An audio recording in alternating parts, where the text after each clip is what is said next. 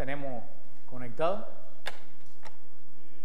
Tenemos de North Carolina, Tennessee, ya yo sé quién es la de Tennessee. Texas, Rhode Island, de acá de la Florida, México, Colombia y Argentina. Bueno, pues a todos, bienvenidos en el nombre del Señor. Le damos la bienvenida a los que nos visitan por primera vez y también le damos la bienvenida a David, que nos visita como cuando viene a Miami siempre lo hace, de allá de Venezuela. David es de uno de los dirigentes de la Renovación Carismática en Venezuela, así que bienvenido, David, estás en tu casa. Seguimos con el libro de Esther en el nombre del Padre, del Hijo y del Espíritu Santo. Amén. Hoy ustedes están sentados, yo estoy sentado también, así que se puede decir que voy a enseñar es cátedra, como los obispos, pero tengo que ajustar la cosa esta. Creo que es primera vez que me siento. No es justo que ustedes estén sentados, que yo esté de pie, así que Jorge, ¿se ve bien de ahí? Sí, porque como estos tan grandes pensé que a lo mejor pues me quedaba detrás. Pues seguimos con el libro de Esther. ¿Se acuerdan lo que hablábamos? Que el libro de Esther habla de ¿qué? De la providencia de Dios. Que esta providencia que se manifiesta siempre en momentos diferentes, y que la frase de la providencia de Dios la resume Abraham cuando dice en Génesis 22:7, Dios proveerá, o Yahvé irá. No importa todo lo que sucede en nuestra vida, si tú eres fiel al Señor, el Señor siempre provee. Y este libro de Esther pues, se resume un poco en la frase de San Pablo de la Carta a los Romanos, que dice, todo obra para bien de los que aman al Señor. Muchas veces, decíamos la semana pasada, muchas veces en esta vida suceden cosas que nosotros no entendemos, pero a la larga el Señor va manifestando después del tiempo lo que está sucediendo era para bien, aunque en ese momento no entendiéramos qué cosa es por qué en nuestra vida estaba ocurriendo eso. Muchas veces no vemos el plan de Dios completo, solamente nosotros vemos un pedazo del plan de Dios. Por eso vemos en este capítulo de Esther como el Señor a través de la providencia guía a Esther por un camino que ella no pensaba, un camino difícil. A la larga vemos que todo esto estaba en el camino que el Señor quería, no para Esther, sino para Israel, para un plan mucho más grande que lo que tenía Esther pensado para su vida y ni siquiera para el pueblo de Israel.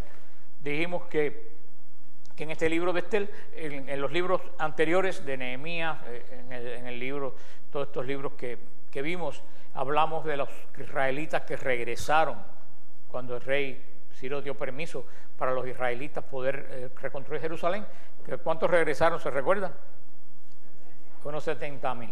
Pero se quedó casi 1,000,000 en Persia que no regresó. Sabemos lo que estos israelitas, estos 70,000, lo estudiamos en Nehemías, como estos 70,000 levantaron la ciudad de Jerusalén, cómo restituyeron el culto del templo. Pero el libro de Esther nos va a hablar de los que se quedaron, los que no regresaron a Israel, cómo fue su vida en Persia, en este reino pagano donde ellos decidieron quedarse y formar una vida aparte en este lugar. ¿Se recuerdan cuál es la gran característica que yo les dije del libro de Esther? Que no menciona una sola vez a Dios. Sin embargo, a pesar de no mencionar una sola vez a Dios, es el libro que nos habla de la providencia de Dios. Y dice así el capítulo 1 de Esther, versículo 1. El año segundo del reinado del rey Asuero. No, este es perdón. Bueno, vamos a leer el preliminar y después comenzamos en el banquete de Asuero. Vamos a ver el preliminar. En el año segundo del reino del rey Asuero el Grande, el día 1 del mes de Nisán, tuvo un sueño Mardoqueo, hijo de Yair, hijo de Semeí, hijo de Kish, de la tribu de Benjamín, judío que habitaba en la ciudad de Susa, varón ilustre, adscrito al servicio del palacio real. Era uno de los deportados que Nabucodonosor, rey de Babilonia, había llevado cautivo de Jerusalén con Jeconías, rey de Judá. El sueño fue así: voces y estrépitos, truenos y terremotos, perturbaciones en la tierra, 2 enormes dragones avanzaron presto ambos al combate, lanzaron un gran rugido y a su voz todos los pueblos paganos se dispersaron a la guerra para luchar contra el pueblo de los justos. Días de tinieblas y oscuridad, tribulación y angustia, ruina y gran turbación sobre la tierra. Todo el pueblo de los justos, estremecido por el terror de sus desgracias, se disponía a perecer y clamaba a Dios. A su clamor, de una pequeña fuente nació un gran río de abundantes aguas. La luz y el sol surgieron y los humildes se alzaron y devoraron a los soberbios. Despertado Mardoqueo, después de tener este sueño, puso gran empeño y se esforzó hasta la noche en alcanzar su sentido y saber lo que Dios quería llevar a cabo. Vivía Mardoqueo en el palacio con Bigtán y Teres, 12 eunucos del rey, guardianes del palacio. Les oyó sus proyectos, descubrió sus intenciones y se enteró de que estaba dispuesto a poner sus manos en el rey Asuero. Entonces Mardoqueo los denunció al rey, que los sometió a interrogatorio a los 2 eunucos, y habiendo ellos confesado la verdad, fueron llevados al suplicio. El rey hizo inscribir todo esto para memoria. También Mardoqueo, por su parte, escribió sobre estos sucesos.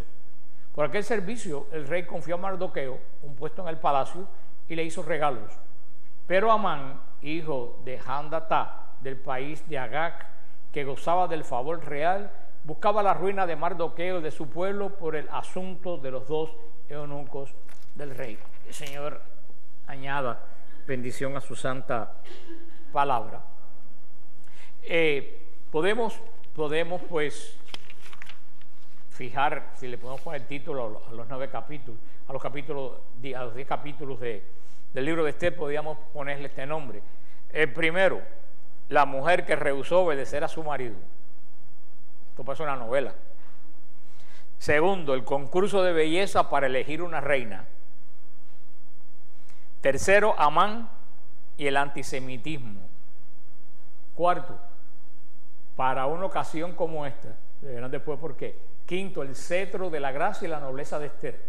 Sexto, cuando el rey no pudo dormir de noche. Séptimo, el hombre que vino a cenar pero murió en la horca. Octavo, el mensaje de esperanza pronunciado por el rey. Y los últimos 2, la institución de la fiesta del Purim. Estos son los capítulos que tenemos. Nosotros vamos a apreciar algunos detalles significativos, como por ejemplo las 2 características. Mardoqueo tuvo un sueño y el rey, una vez que no podía dormir, se puso a leer las crónicas de su reino, y ambas cosas se coincidieron. Pero en esta introducción que hicimos, se nos hace un resumen del libro. Y aparecen aparte de Esther, por supuesto, que da nombre al libro, aparecen 3 de los personajes principales del drama. El rey de Asuero, que ahora es el otro con un nombre un poco extraño. Mardoqueo, como Mardoqueo Perdomo, nuestro amigo de allá arriba de Virginia. Y el otro, Amán. Estos son los 3 personajes de esta intriga, de este libro de Esther, que si tuviéramos que definirlo, fuera un libro como el de Judith, un libro sapiensal, un libro que deja una enseñanza. La enseñanza que deja el libro lo hemos repetido y hoy la repetimos 2 veces ya. ¿Cuál es? La providencia de Dios. Pero también es un libro agiógrafo, igual que Judith, que está presentado en una forma de novela. Está presentado como una novela, como Judith, y que otro libro junto con Judith es agiógrafo. ¿No se recuerda? Es de Ruth. Y da coincidencia que los 3 tienen nombre de mujer. Ruth, Judith y Esther son libros presentados como novela. ¿Se acuerdan que yo les dije que eran como las novelas de los santos? Pero en este caso, en el Antiguo Testamento, la gente muchas veces coge los santos y los retoca por aquí y por allá, y al final la vida del santo no tiene nada que ver con la vida original. Pero lo principal es que estos libros, a pesar de estar escritos en forma de novela, por eso también son sapiensales, porque el objetivo es transmitir un mensaje. no relatar una historia, sino lo importante está en el mensaje. Y ahora sí, en este preliminar tuvimos la introducción a estos tres personajes y comenzamos en el capítulo 1. En tiempo del rey Asuero, el que reinó desde la India hasta Etiopía sobre 127 provincias, en aquellos días, estando el rey sentado en el trono real en la ciudadela de Susa, en el año tercero de su reinado, ofreció un banquete en su presencia a todos sus servidores, a jefes del ejército de los persas y de los medos, a los nobles y a los gobernadores de la provincia. Les hizo ver la riqueza y la gloria de su reino y el magnífico esplendor de su grandeza durante 180 días. Cumplido aquel plazo, ofreció el rey a todos los que se hallaban en la ciudadela de Susa, desde el mayor a más pequeño, un banquete de 7 días en el patio del jardín del palacio real. Había colgadura de lino fino, de lana y de púrpura violeta, fijada por medio de cordones de lino y púrpura, en anillas de plata sujeta a columnas de mármol blanco. Lechos de oro y plata sobre un pavimento de pórfido, mármol, nácar y mosaico. Se bebía en copas de oro de formas diversas y el vino ofrecido por el rey corría con regia abundancia. En cuanto a la bebida, a nadie se lo obligaba, pues así lo había mandado el rey a los oficiales de su casa, para que cada cual hiciera lo que quisiera. El Señor añada bendición a su santa palabra. Este primer capítulo que le asignamos el título de la mujer que rehusó obedecer a su marido. Este capítulo de la historia de una nación pagana fue insertado, porque ustedes dirán que tiene que ver este imperio persa dentro de la historia de Israel. Este capítulo está insertado en la Biblia con un propósito definido, y ya lo hemos repetido y yo espero que más nunca nadie se lo olvide: enseñar la providencia de Dios. Que vamos a comprobar en este tema al ver las páginas de este libro.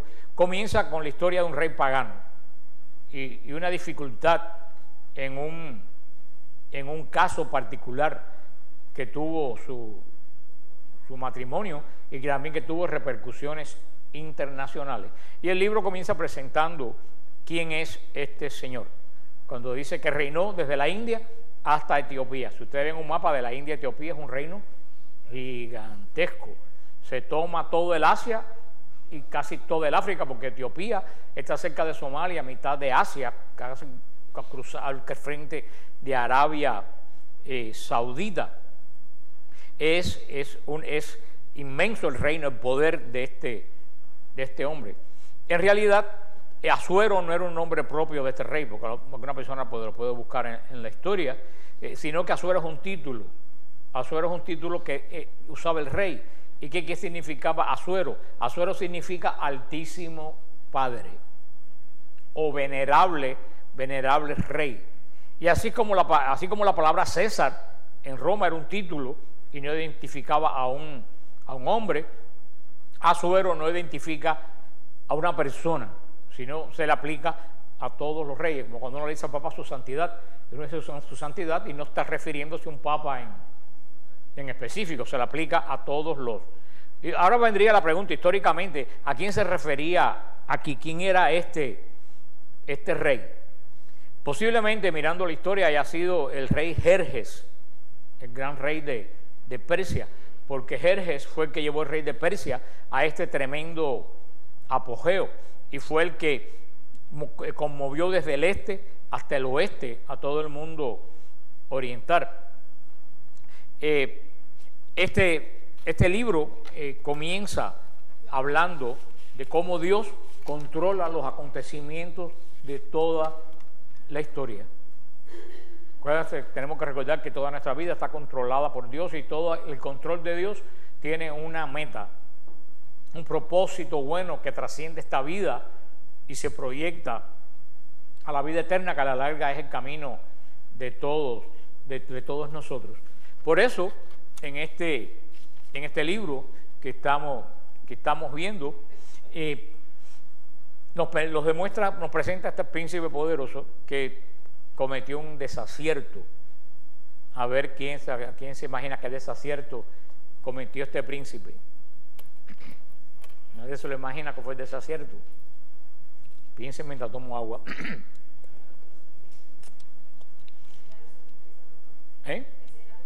Eso mismo, igual que hoy sería el desacierto de nosotros. El desacierto del príncipe fue enseñar sus riquezas a todo el mundo. Malo, malo, muy malo. En la época de Jerjes y hoy. Si tú le enseñas en Facebook todas tus riquezas a la gente y después anuncias que tu riqueza te basta para irte 15 días de vacaciones a Europa, posiblemente cuando regreses no encuentras nada. Siempre ha sido malo enseñar la riqueza. Pero hay personas que basan su poder no en lo que tienen, sino en lo que muestra. Y eso que Jerjes no tenía Facebook en esa época. Pero vemos que este hombre invitó a todos los líderes de todas las provincias, que eran 100 y tantas. Era un gobernante prácticamente mundial. El reino que vamos a ver cuando leamos que Daniel había pronosticado. Este era el reino que Daniel pronosticó, aunque Daniel lo vamos a ver junto con los profetas, el gran reino que había unido los imperios de Media y de Persia, un reino gigantesco. Y vemos este banquete pagano de este rey, por lo que nos dice, fue un banquete extremadamente costoso, por todas las cosas que quiso presentar. Dice que nada más y nada menos durante 180 días este rey hospedó a sus invitados en este lugar. El banquete dio a conocer a todo el mundo la riqueza, porque estas personas regresaron a su provincia y dijeron la cantidad de oro y plata que habían visto en esta corte oriental. Él había invitado a los príncipes y gobernadores, sobre todo, entre otras cosas, no solo aunque fue un error, para enseñar sus riquezas, sino para dar a entender que era un soberano extremadamente poderoso, el más fuerte de su época. Y a lo mejor hubiera conseguido su propósito si Dios no hubiera ya puesto en su camino que la operación iba a recibir un fracaso. Jerjes quería que los príncipes y los gobernantes supieran que él era capaz de pagar los gastos de la guerra. ¿Por qué? Por todo lo que se gastó para una fiesta. Es lo que él quería, que la gente dijera, si esto se gastó por una fiesta, ¿cuánto no se gastará para una guerra? Así que mejor nos quedamos todos tranquilitos. Por eso es sin embargo, lo que hizo fue levantar la codicia de la gente sobre este reino. Después dio el gran banquete, y después que dio ese gran banquete de 180 días para todos los gobernadores, ¿qué fue lo que hizo? Otro banquete, un banquete esta vez mucho más pequeño. Fue lo que hizo lo leímos en el versículo 5. Cumplidos estos días, el rey ofreció otro banquete por 7 días en el patio del jardín del palacio. O sea, Jerjes llevó su punto culminante en estos últimos 7 días. Parece que envolvió en la fiesta a una multitud de gente durante estos 7 días tremendos en el jardín del palacio. Por eso decía que vimos que el pabellón del palacio era algo de las 1001 noches, de púrpura, de lino, de oro, de pórfido. Debe de haber sido algo verdaderamente maravilloso. Y eso también nos trae una enseñanza, porque si hoy en día vamos a Persia, que es donde está Irán hoy en día, ¿qué quedó de toda esta maravilla? Nada.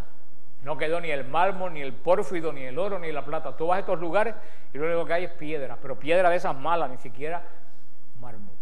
Eso para que veamos cómo pasan las vanidades de este mundo. Hoy pensamos que tenemos algo que va a sobrevivir para siempre y después de unos años no queda absolutamente nada. Por eso tenemos esta descripción que nos da esta primera parte del libro de Esther.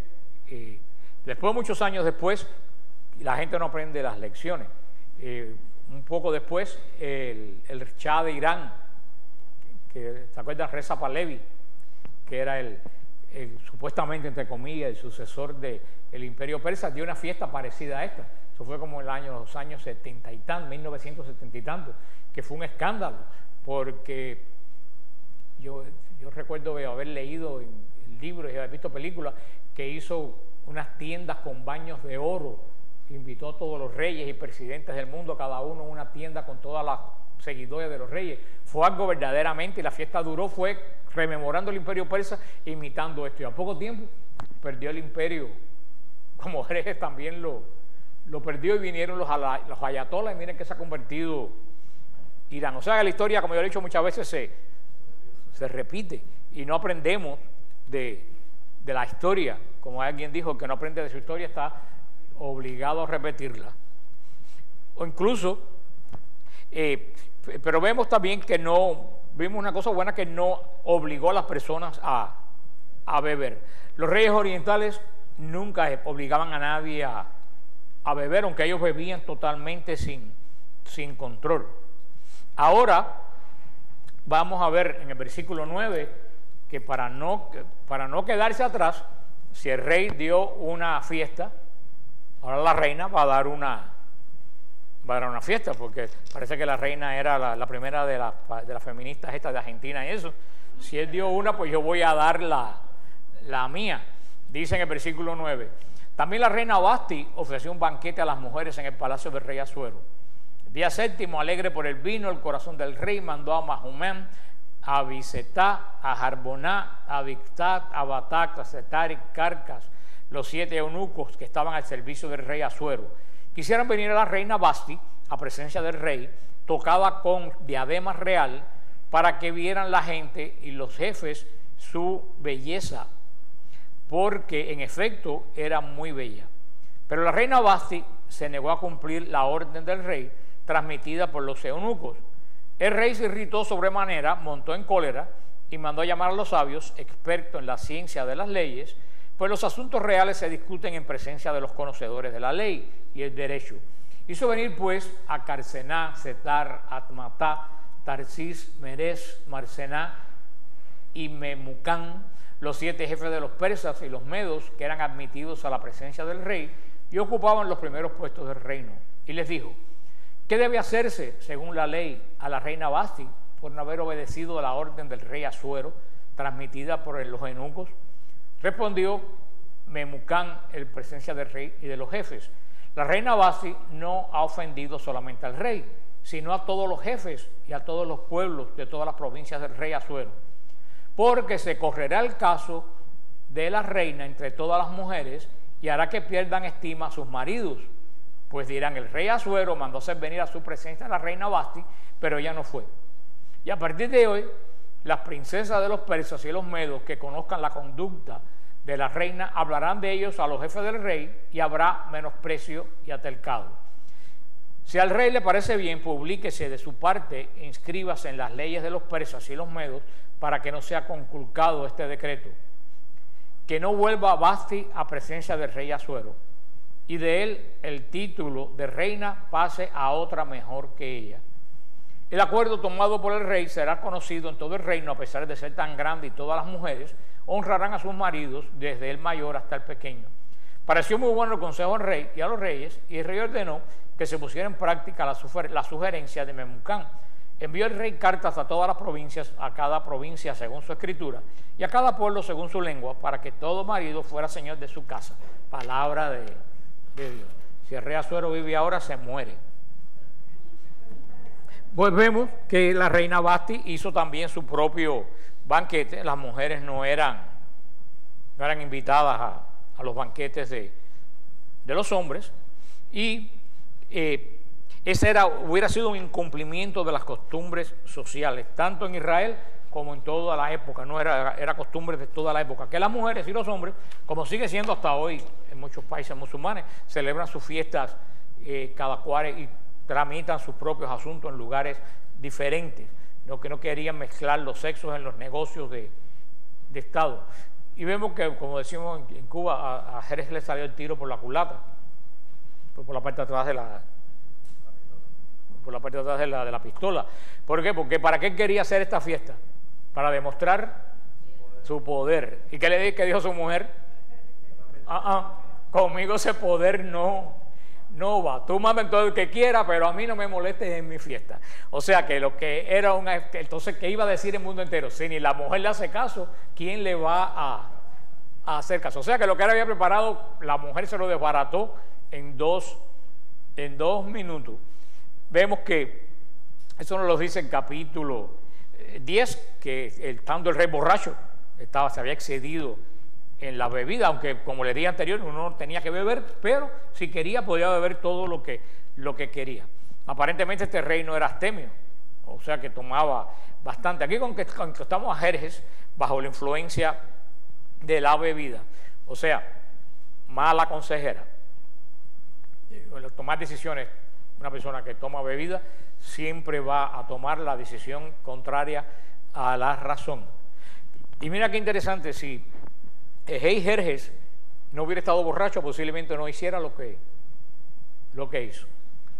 El rey Jerjes nunca con su mente sobria hubiera exhibido a su mujer delante de hombres extraños. Esto también era contrario a las costumbres.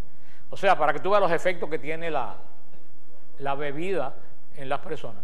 Este hombre se emborrachó, dijo, ya no tengo más nada que mostrarle, voy a impresionarlo con la belleza de la reina, que se ponga la diadema y que venga para cosas que la trató como parte, como las argollas, como las camas, como todo lo que él estaba enseñando. Pero vemos qué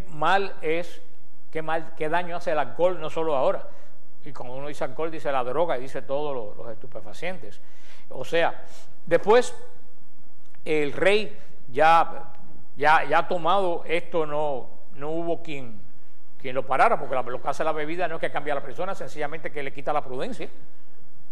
Lo que una persona no haría por prudencia, sobrio, pero tiene ganas de hacerlo, cuando toma, pues ya no tiene control sobre sí mismo.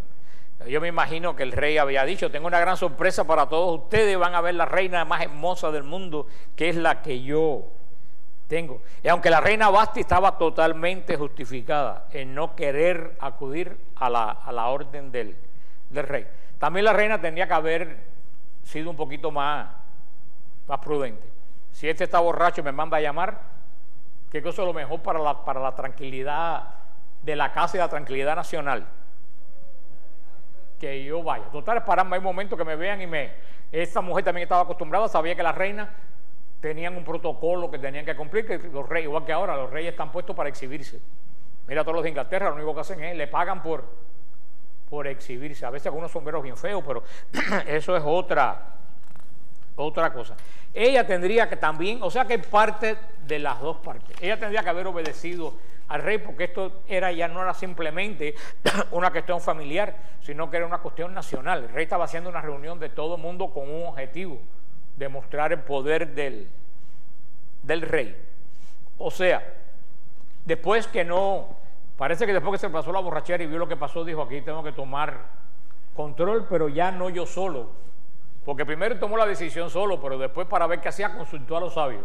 Él tenía que haber hecho las cosas al revés, pero ya él no quiso asumir, porque los matrimonios en esa época y hasta el siglo XIX de los reyes no se hacía por amor, se hacía por conveniencia política, porque esta princesa aportaba tales tierras, tal cantidad de dinero, era hija de un rey importante, y divorciarse comprometía ofender a la familia real de donde viene la reina.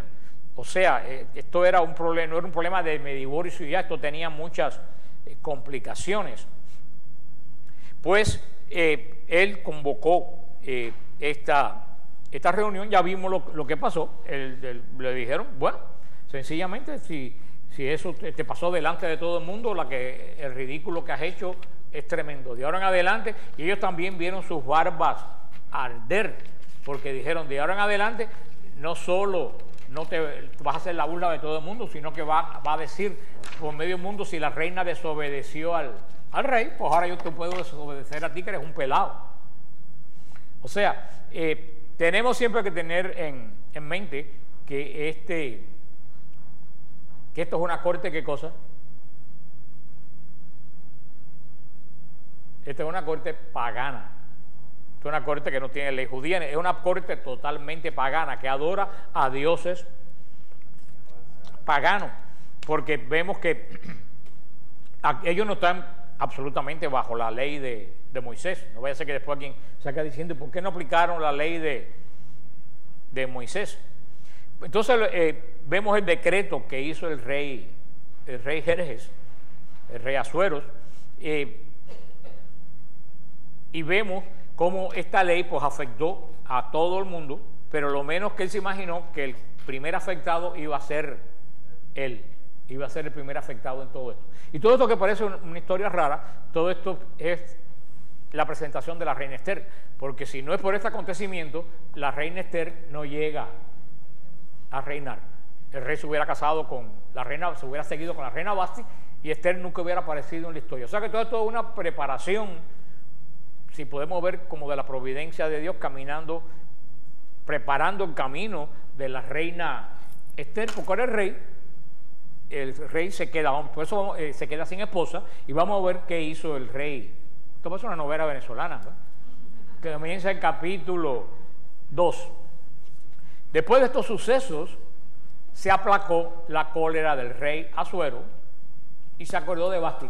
Hermano, todo el que conoce un borracho sabe que el mundo no ha cambiado. Todo el que conoce un borracho ve que esto mismo es lo que pasa. Cuando está borracho, forma un pleito, y cuando pasa la borrachera, ¿qué pasa? O se arrepiente de lo que hizo en medio de la borrachera, para que vean que lo que digo continuamente, el ser humano no ha cambiado. Es el mismo, los borrachos se comportan igual, los sinvergüenzas se comportan igual, la gente que cree en Dios se comporta igual. Y después que se le pasó la borrachera, se acordó de Vasti y de cuánto había hecho y de lo que acerca de ella se había decidido. Dijeron los cortesanos que estaban al servicio del rey, que se busque para el rey jóvenes, vírgenes y bellas.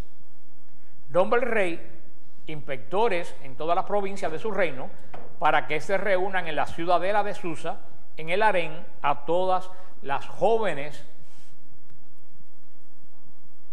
vírgenes y bellas, bajo la vigilancia de Jergué, eunuco del rey, encargado de las mujeres, y que les proporcione cuanto necesitan para su adorno. Y la joven que agrade al rey reinará en lugar de Vasti.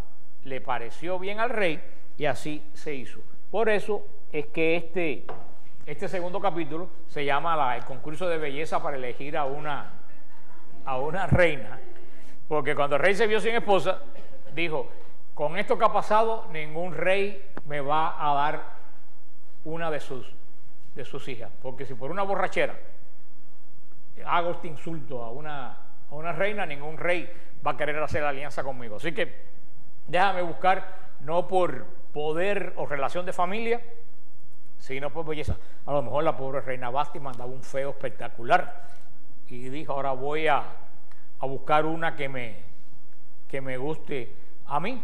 Y vemos cómo llama este concurso de mujeres hermosas, dice en el versículo 5. Había en la ciudadela de Susa un judío llamado Mardoqueo, hijo de Yair, hijo de Semei, hijo de Quis, de la tribu de Benjamín. Siempre que se menciona la tribu de Benjamín, acuérdense que casi siempre esto termina en un enredo. Siempre que la tribu de Benjamín aparece un enredo detrás, y ya vemos que antes de entrar el pobre Mardoqueo ya están en medio de un enredo. Dice, por eso siempre nos da la genealogía para saber que este era un judío de verdad. Dice en el versículo 6, había sido deportado de Jerusalén con Jeconías, recuerden cuando estudiamos Jeconías, rey de Judá, en la deportación que hizo Nabucodonosor, rey de Babilonia. Tenía en su casa Hadasá, es decir, Esther. Vemos el nombre de Esther, probablemente el nombre de Esther sea de origen babilonio, de donde probablemente viene el nombre de Esther. El nombre de Esther posiblemente viene del nombre Istar. ¿Y quién era Istar? Istar era una diosa babilonia. Por eso se parece mucho a la etimología de Esther e Istar. Como el de Mardoqueo. El nombre de Mardoqueo se parece mucho al nombre Marduk, que era otro rey, era otro dios persa, que quería decir aproximadamente una estrella. O sea, vemos que eran judíos, pero ya tenían nombre pagano. eran de los judíos que se quedaron y se empezaron a ¿qué? A adaptar a la vida de Babilonia. Pero aparentemente, como vamos a ver en Daniel, parece que estas personas tenían, como muchos latinos aquí en Estados Unidos, tenían un nombre para los americanos y otro nombre latino en la casa. No sé, en la casa se llamaba Manolito y después se llamaba Wayne para los amigos. Hoy en día pasa mucho eso y eso a lo mejor esta muchacha tenía un nombre y Mardoqueo tenían un nombre para los persas y un nombre judío en la casa. Vemos que Pablo mismo se cambió de nombre para adaptarse a la cultura latina de este momento. Vemos también Esther fue conducida al palacio real y puesta bajo la vigilancia de Hege, encargado de las mujeres. O sea, vemos que Esther no se apuntó en el concurso por iniciativa propia. La vieron y dijeron, esta muchacha es bonita, vamos para el concurso. Y Esther terminó en el harén del palacio, dice en el versículo 9. La joven la agradó y ganó su favor del eunuco real, por lo que se apresuró a proporcionarle cuanto necesitaba para su adorno y mantenimiento. Puso también a su disposición 7 doncellas elegidas de la casa del rey y las instaló con sus doncellas en el mejor apartamento del harén. Esther no dio a conocer ni su pueblo ni su origen, pues así se lo había ordenado Mardoqueo. Por eso vemos que este nombre, Esther, no era judío, porque si este es un nombre judío, en su vida se hubieran dado cuenta que ella era judía. Como tenía un nombre babilonio, Mardoqueo le dijo, ni menciones que eres judía. ¿Por qué? Porque si ella menciona que es judía, pierde toda posibilidad de entrar en el concurso. Porque los judíos en ese momento eran considerados, aunque ya vivían ahí, como gente de segunda clase, gente que tenían una religión un poco extraña, que aunque se habían vuelto medios babilonios, todavía no comían puerco, no hacían esto, no hacían aquello. Por eso Esther no dijo absolutamente. También vemos que es un error de Mardoqueo y de Esther, porque como decían en mi pueblo chico, infierno grande. Si los borrachos eran iguales, las viejas chismosas de esa época tenían que haber sido exactamente igual de chismosas. Yo tengo una señora, a ver si un día me ve por ahí, no voy a decir, que vive cerca de mí, que yo le digo que es mi cámara de vigilancia. ¿Has visto la cámara que ella está la vida entera? El otro día cuando llegué de viaje, casi se parte las patas corriendo para llegar del balcón a la puerta para agarrarme entrando y decirme, ay, qué coincidencia que te veo hace días que no estás por aquí. Y yo con 2 maletas. Eso fue que me vio por el balcón cuando yo me bajé y corrió para estar O sea que aquí también tendrían que haber cámaras de vigilancia y esto se va a complicar. Dice en el versículo 12, a cada joven le llegaba el turno de presentarse ante el rey Asuero al cabo de 12 meses, según el estatuto de las mujeres. El tiempo de preparación incluía 6 meses de tratamiento con óleo y mirra y otros 6 meses con los aromas y perfumes. O sea que esto era como un spa, la dejaron nueva. Cuando una joven se presentaba al rey, le daban cuanto pedía y lo llevaba consigo del harén al palacio real. Se presentaba por la tarde y a la mañana siguiente volvía al otro harén bajo la vigilancia de Sasgás, el eunuco real encargado de las concubinas. No se presentaba más ante el rey a no ser que éste quisiera verla y la llamara expresamente. O sea que prácticamente lo que hicieron fue un harén. Cuando Esther, hija de Abihail, tío de Mardoqueo, que la había adoptado por hija, le llegó el turno de presentarse al rey, solo pidió lo que le indicó Hege, el eunuco real encargado de las mujeres. Esther se ganaba el favor de cuantos la veían. Esther fue presentada al rey Asuero en el palacio real el mes 10, es decir, el mes de Tebet, en el año 7 de su reinado. Al rey le gustó Esther más que a las otras mujeres. Halló ella ante el rey más gracia y favor que ninguna otra doncella. Y el rey colocó la diadema real sobre la cabeza de Esther y la declaró reina en lugar de Vasti. Ofreció el rey un gran banquete a todos sus jefes y servidores, el banquete en honor de Esther. Concedió además un día de descanso a todas las provincias y repartió regalos con gran magnificencia. O sea, vemos que ya tenemos reina.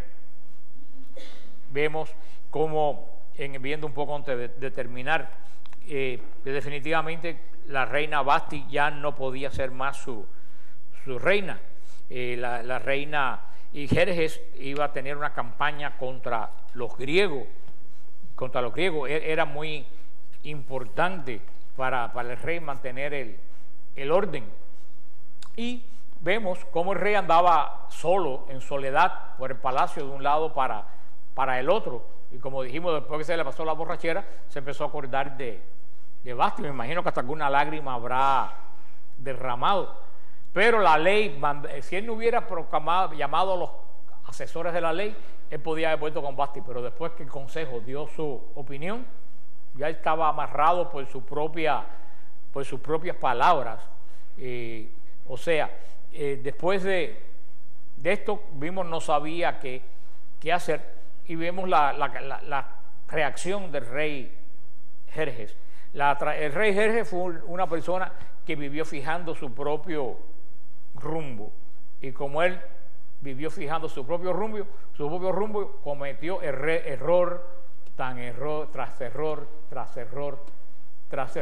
El rey Jerjes hacía las cosas y cuando no le salía mal, entonces convocaba a la gente para que lo ayudaran a salir de su ineficiencia. Y esa ineficiencia, él no oía a nadie antes, él oía a la gente después. Yo creo que todavía sigue habiendo mucha gente así.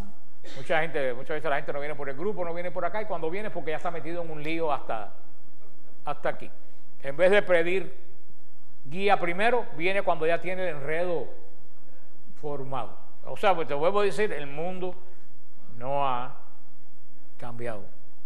Por eso cometió error tras error, como rey y en su vida personal y con el ejército que tenía a cargo. El poder humano y la riqueza definitivamente no puede satisfacer la vida interior, porque este hombre con tanta riqueza llegó un momento que se dio cuenta que estaba solo. Eso le recuerda que es el libro de la Biblia, que se dio cuenta que estaba solo. Es Génesis. Adán vio que lo tenía todo, pero ¿cómo se sentía? Solo, no tenía con quién compartirlo. Jerjes lo tenía todo, pero no tenía con quién compartirlo. Se sentía totalmente solo. Este es un hombre que no tenía a Dios, era un hombre pagano. Estamos viendo un hombre pagano. Por eso es que es tan importante la influencia que ahora va a tener Esther en la vida de este hombre. La semana que viene vamos a entrar con esta otra parte, entrando ya con Esther, que es cuando comienza la verdadera historia. Hasta ahora todo lo que hemos visto ha sido una introducción, es como una preparación de un escenario. Presentamos la corte pagana, impía, vimos lo que estaba ocurriendo aparentemente como un desastre, pero con un propósito bien definido por Dios. Vemos que por pura casualidad hubo este concurso de belleza, como por pura casualidad Esther llegó al trono. Y todo esto vamos a ver que tiene un gran propósito. Hasta este momento de la historia no ha ocurrido ningún acontecimiento espiritual en el palacio. Este palacio era un lugar tan pagano como el que más, con orgías y con todo lo que eso implicaba. Pero aún en este lugar, que Dios no tiene nada que ver, Dios estaba detrás de todo esto. Dios detrás de todo esto estaba moviendo las fichas, preparando el camino de lo que iba a venir en medio del mundo impío. ¿Y cómo se llama esto? La providencia. Por eso lo dijimos la vez anterior, que la providencia no solo es que Dios te dé comida o dinero, la providencia es todo lo que surge para mantener el orden de la creación. Cosa que hablamos de que Dios crea, que Dios mantiene lo que crea, pero que el último es que Dios provee. O sea, que lo que Dios provee, que este orden que Él crea siga funcionando. Porque muchas veces limitamos la providencia de Dios a lo que Dios me da en cuanto a comida o dinero.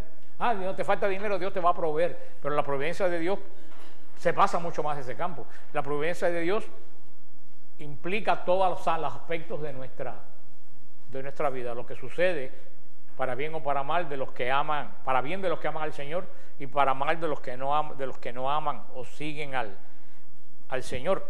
Vamos a ver el poder de Dios para dominar los acontecimientos. ¿Por qué? Porque aquí vemos que en Persia, ¿quién mora que no es pagano? ¿Quién mora, quién vive en Persia que no es pagano? Israel, los judíos.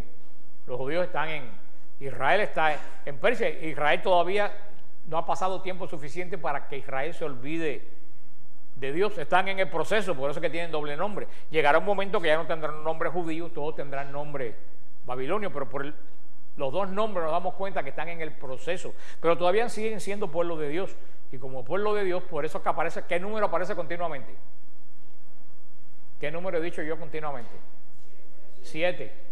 Todavía esta gente, a pesar de estarse ya apartando del camino de Dios, esta gente tiene el pacto de Dios. No importa que ellos se estén olvidando del pacto, Dios es fiel al pacto. Por eso es que vemos que Dios, siendo fiel al pacto, Dios todavía es fiel a esta gente que viven ahí. Por eso que vemos el poder de Dios dominando todos los acontecimientos que están sucediendo en este lugar. ¿Por qué? Por amor al pueblo de Dios. ¿Por qué? Porque vamos a ver en el capítulo siguiente el gran peligro que venía sobre el pueblo de Dios en ese momento. Por eso también pasa hoy en día. Muchas veces la providencia de Dios se mueve en los lugares donde vivimos por la fidelidad del pueblo de Dios que vive en ese lugar. Podemos vivir como Israel en una nación pagana metido en el medio, pero si nosotros mantenemos todavía la fidelidad de Dios, siempre todo, aunque parezca que no, todo va a obrar a bien de nosotros, porque Dios es fiel a su pacto. Pero como alguien puso el otro día, porque ya me están poniendo en cuadritos esos de colores de Facebook, como alguien puso mi nombre, pero puso esto que yo les decía, que no importa, que esas promesas de Dios son para ti siempre y cuando tú cumplas la condición. ¿Se acuerdan cuando pusimos el ejemplo? No hay hijo de Dios desamparado, ni siervo suyo que mendigue pan. Pero ¿cuál es la condición? Siervo de Dios o hijo de Dios. Si tú eres un sinvergüenza, esa promesa no es para ti. Todo obra para bien de los que aman al Señor. Si tú eres un sinvergüenza, esa promesa no es para ti. Esa promesa es para quién? Para los que aman para los siervos, para los que aman al Señor. Por eso que la providencia de Dios se mueve en nuestra vida como se movió en este momento. En un ambiente pagano, ¿quién podía pensar que la providencia de Dios se estaba moviendo en un ambiente pagano para prevenir la desgracia de Israel? Pero eso también tenemos que confiar, como le dice el libro del Apocalipsis, que el Señor tiene el control absolutamente de todo. Todo lo dirige el Señor a través de su providencia. Aquí vemos a Mardoqueo de la tribu de Benjamín. Y la gran pregunta que estaba haciendo allí, pertenecía, cuando vemos la genealogía de Mardoqueo, pertenecía a la familia del rey Saúl. Busquen la genealogía de Mardoqueo. Mardoqueo no era un patetierra cualquiera, nada más y nada menos que era de familia real. O sea que vemos que también Esther era de familia real, aunque nadie lo sabía. O sea, vemos todo esto que muchas veces uno cuando lee la Biblia se les escapa, y vemos cómo él fue de los deportados, y cuando Israel decidió regresar, él fue de los que decidió no regresar. Dice que aún hasta los que no regresaron, actuó la providencia de Dios. Por eso la semana que viene vamos a seguir con esta historia, a ver lo que el Señor nos tiene que decir a través de esta página. Recuérdense